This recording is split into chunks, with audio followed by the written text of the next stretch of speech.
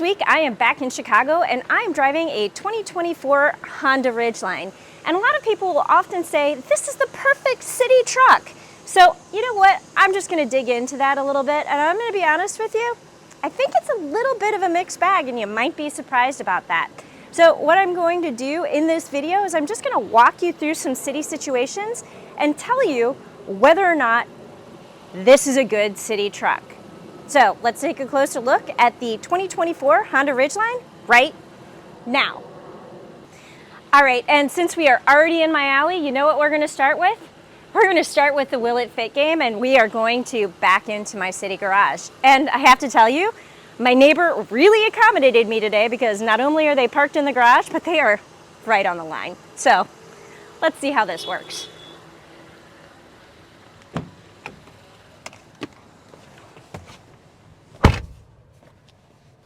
All right, we will pop it into reverse.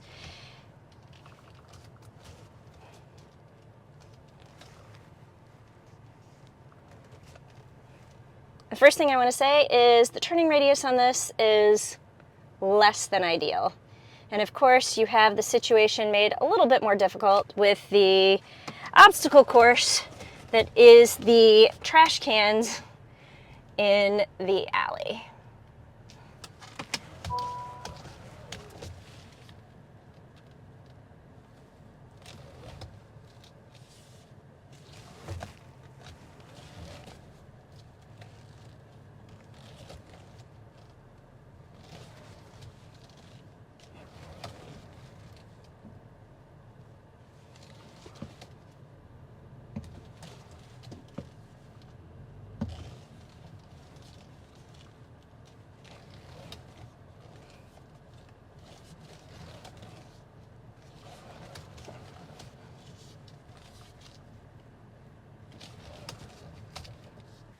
All right, there you go. It fit.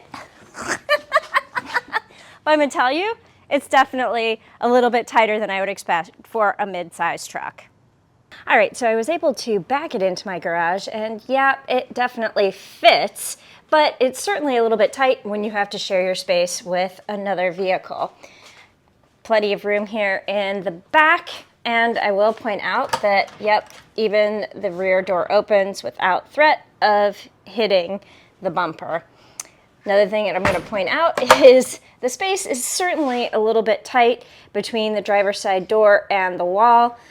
So while I don't have a problem getting in and out of the vehicle, somebody who's a little bit bigger than me might have a problem with this space. So while it fits technically into this city space, it's not going to be ideal for anybody who's, well, larger than me at 5 foot tall and 95 pounds.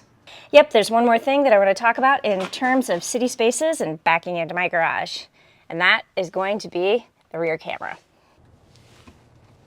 All right, I'm going to back it up again, and this time I want you to pay attention to the backup camera.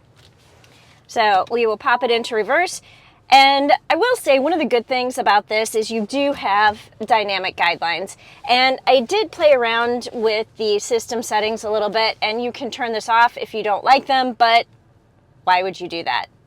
I really like the fact that it shows the trajectory of where the vehicle is going to be going, and especially when you are in a tight city space, it's really helpful. Okay, so my neighbor has been super helpful by parking close to the line, which means I don't have a lot of space to get into the garage. And so again, these trajectory lines are super helpful as I start backing up. And the one thing that I wish this had that would make this a little bit more helpful in terms of backing into tight city spaces is sensors. There are no rear parking sensors. So I am probably about 5 inches from my neighbor's vehicle on the right, and I probably have about 6 or 7 inches between the gap of my garage door opening and the vehicle on the left. So this is a pretty tight space to try and back into, and parking sensors would definitely be helpful and make sure that I don't lose my focus while I'm backing into the garage. And because that space on the left is really tight, I'm gonna center it out. Yeah, my neighbors definitely did not do me any favors by parking on the line today.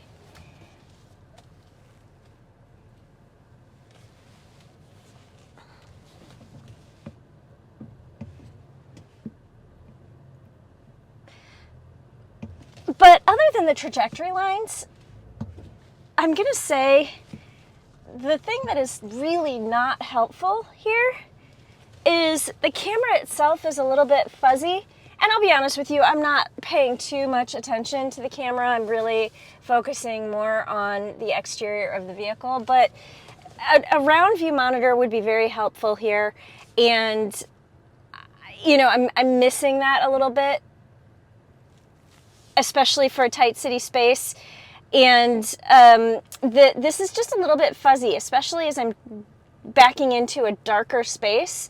This just is very undefined. It is not high definition. This is not the best backup camera that I've ever worked with. But again, the dynamic lines are nice because it shows me, okay, you know, this would be a great amount of space to have between my door and the vehicle, but this is decent. So maybe we'll just move forward a little bit, and then you lose your camera. So I've got to go back into reverse to make sure that that line comes back on. So you don't have a forward camera, you don't have an around view camera. I mean, you do have a couple of different views in terms of, you know, the backup camera itself, but an around view camera, especially in a city space, I think would be more helpful. Yeah. And higher definition camera, certainly more helpful. You know what? We're going to go try and find a parallel parking space, and we're going to see how this camera does in that situation as well. All right, you know what? I think my neighbors have actually accommodated me right here on the street. So we are going to pull into this space right here next to this Hyundai. So I've got it on the wide camera angle view. And again, I'm really liking these dynamic lines. And in a brighter space, I will say this is better. But I'm missing the parking sensors. I'm missing the around view camera. I'm missing the front camera.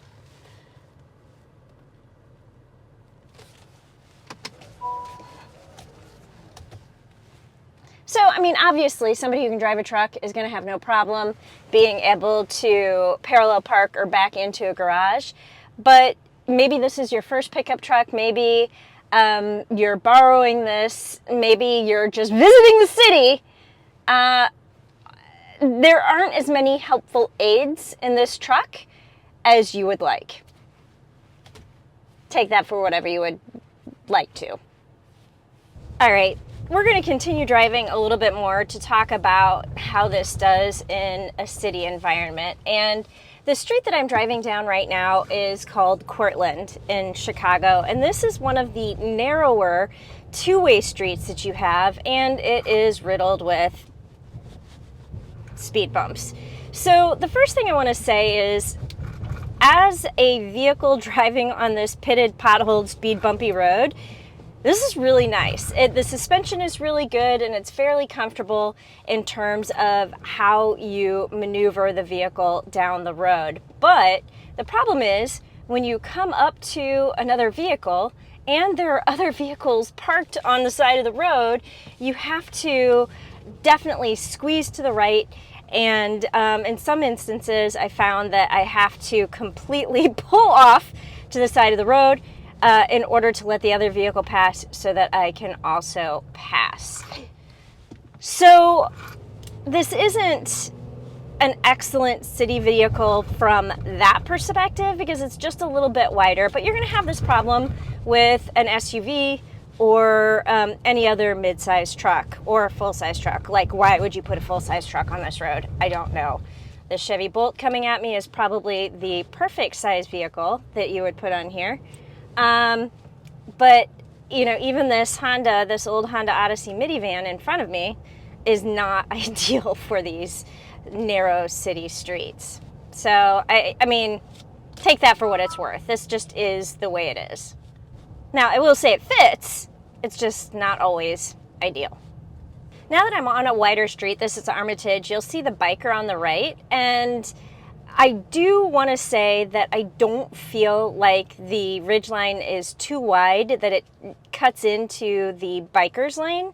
So that's certainly a benefit. So narrow two-way streets, it's a little bit more difficult to maneuver, but as soon as you get onto a main street, it's not cutting into the bike lane. So that's certainly a positive.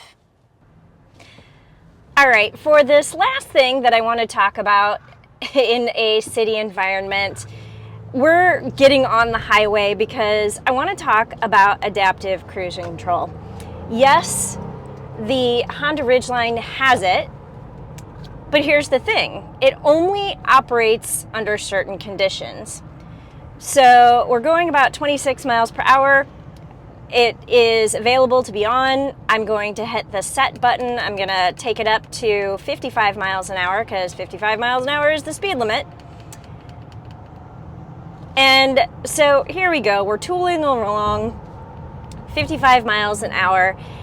Well, getting up to 55 miles an hour. And I want to say that overall the adaptive cruise control works really well. It keeps a decent space between you and the vehicle in front of you. If somebody cuts in front of you, it slows down and it will, stop. But it's not as quick on its feet as some more modern systems. I would say the system is a little bit outdated. So it does end up being a little bit herky-jerky if somebody cuts in front of you. And there's an even bigger problem. So we're gonna go in search of some traffic so that I can tell you what that bigger problem is. In an urban environment, you're probably gonna have rush hour traffic, which means you're gonna have a lot of stop and go traffic every day. All right, brake lights ahead. First off, this vehicle did not slow down as fast as I wanted it to, but it was still smooth. Like I would have started putting on the brakes a little bit sooner. But here's the problem. Cruise canceled, speed too low. So once you get below about 25 miles per hour, your cruise control turns off. And if you live in an urban environment and if you have rush hour traffic, you're gonna want that to go all the way down to a stop, and it does not. So I find that to be a little bit annoying and certainly a ding against making this an excellent urban vehicle. Because yeah, under 20 miles per hour, no adaptive cruise control. That's a little antiquated.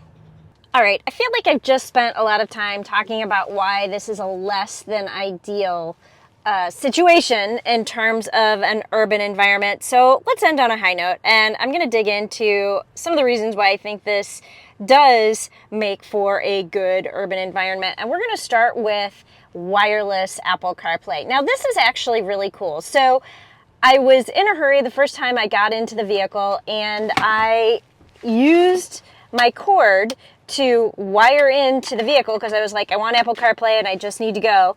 And it immediately asked me if it wanted to pair my phone wirelessly to the system. So I didn't have to go through the screen systems or do any of the setup things that take time. Because I plugged my phone into the USB port, it just automatically connected my phone wirelessly without me having to do any of the things, and I really like that. So you can have wired in Apple CarPlay, or you can opt for the wireless Apple CarPlay and you just plug it in to activate all of that. Or, you can do the more difficult technical, go through the setup stuff. But I like that.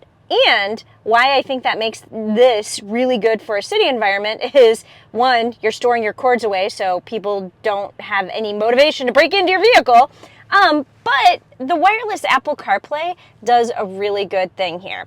So in addition to having your map show up on the center screen, it shows your directionals right here through your digital cluster. So what that means is I could be in my music, I could be in something else, and I'm still seeing my directions show up here through the cluster. So you don't have to be in Apple CarPlay, and you still have your directions. Now, I will say this only works with Apple Maps. So if you're in Google Maps, if you're in Waze, your directions are not going to show up here.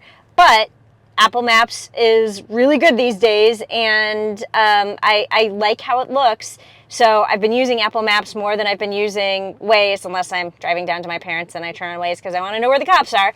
But I like how the system works, and I think this is really good in an urban environment. So thumbs up on that. Now, the last two things I want to talk about are kind of invaluable in a city space, and I have to exit the vehicle to talk about them. So first, let's drop this rear tailgate. And okay, so there are some trucks that have like boxes on the side or things like that. But one of the really nice things that the Ridgeline has is it has underfloor storage. And did you notice how easy that was to open? I just like hit a little button and it popped up, and you have a lot of storage in here. So if you wanted to keep tools in here, or I mean, you could probably even fit a golf bag in here.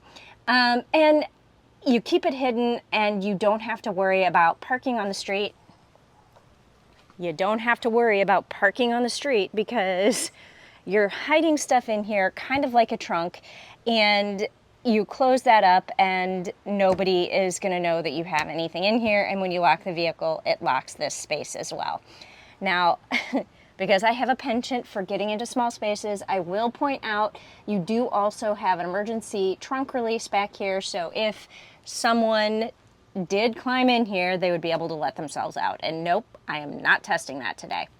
So the other thing that I really like back here is you have a spare tire. There are a lot of potholes in a city or an urban environment. There is crap on the street. You could run over with anything like a nail or glass or something like that and get a flat. So the fact that you have a spare tire is really nice in a situation like this. So I really like this under bed storage, and it's voluminous. It is very large, and I like the spare tire. So I think that is really good stuff that you've got going on back here. Now, yeah, because I'm short, I do have to do a little bit of a, you know, side put down for that, but yeah, that's fine. So now the next thing that I want to talk about, it's not going to be that because that's kind of heavy, but similarly, again, because you do not have a trunk or a lot of hidden cubbies in this vehicle, if you want to keep stuff in your vehicle and park on the street, the ability to hide it is really clutch. So you can see, because I have the door open, that I did put something under here. And you have this handle here, which allows you to lift this seat up and then lock it into place. So you have the ability to store stuff under the seats, hidden away. Nobody's gonna know it's there. And I really appreciate that. I also appreciate the fact that this just locks into place with a mechanism rather than having a silly strap to hook the seat into place. Like, if you'll remember when we looked at the Toyota Tacoma, if you want to flip up the seats in the rear, instead of just locking into place, there's actually like a strap that you have to snap into place. It's kind of weird. But you flip the seat down and yeah, okay, you can see it right here, but as soon as you shut the door, you're not gonna see anything that's hidden or stored underneath the seat, and I really appreciate that. First rule of living in a city is leave nothing visible. This allows you to do that. All right, so as I mentioned at the beginning, the Honda Ridgeline is a bit of a mixed bag in terms of being a good truck for the city. The suspension is great, the ride and handling is really good, the powertrain is actually really nice. I like this engine, but the camera isn't great. It doesn't have an excellent turning radius, so fitting into a tight city space can be a little bit of a challenge. And I'm really not a fan of the fact that the adaptive cruise control turns off below 25 miles per hour. However, the fact that you have nice storage spaces and the ability to hide stuff when you're parking on the street in a city gets a huge thumbs up. I also like the wireless Apple CarPlay and the fact that the directionals show up in the gauge cluster. So I don't know, it's a bit of a mixed bag. This probably would not be my first choice for a city truck, but I think there are a lot of good things here to consider. And really, at the end of the day, only you can make the decision if this works for you. So there you go.